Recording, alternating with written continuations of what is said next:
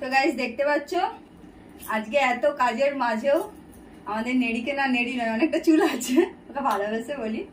চুল স্ট্রেট করার জন্য চলে এসছে ম্যাডাম। এই দেখো আগে চুলটা ঠিকঠাক করে নিই, ছাড়িয়ে নিই, তারপর চুলটাও স্ট্রেট করার পরে তোমাদেরকে দেখাবো যে চুলটা কেমন লাগছে। তো এখনের লুকটা তোমরা দেখে নাও।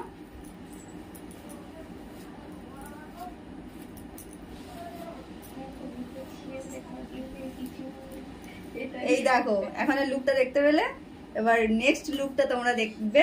চলো এখন রেখে দিই ভিডিওটা, নেক্সট লুকটা দেখে নেবে যে কেমন স্ট্রেট করেছি।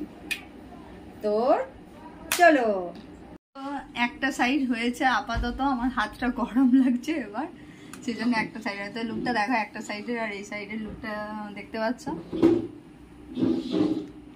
এবার পুরোটা শাড়ি তারপরে আবার দেখাচ্ছি।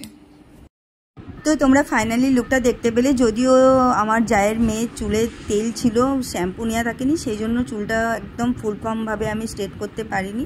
তো যেদিন আরও ভালোভাবে ও শ্যাম্পু নিয়ে আসবে সেদিন আরও ভালোভাবে স্ট্রেট করবো, কারণ ও চুলটা প্রচুর কাটলি আর আমার প্রচুর কাজের চাপ ছিল, সেই জন্য বেশি টাইম দিতে পারিনি। তো কেমন লাগলো সো প্লিজ কমেন্টে জানিও।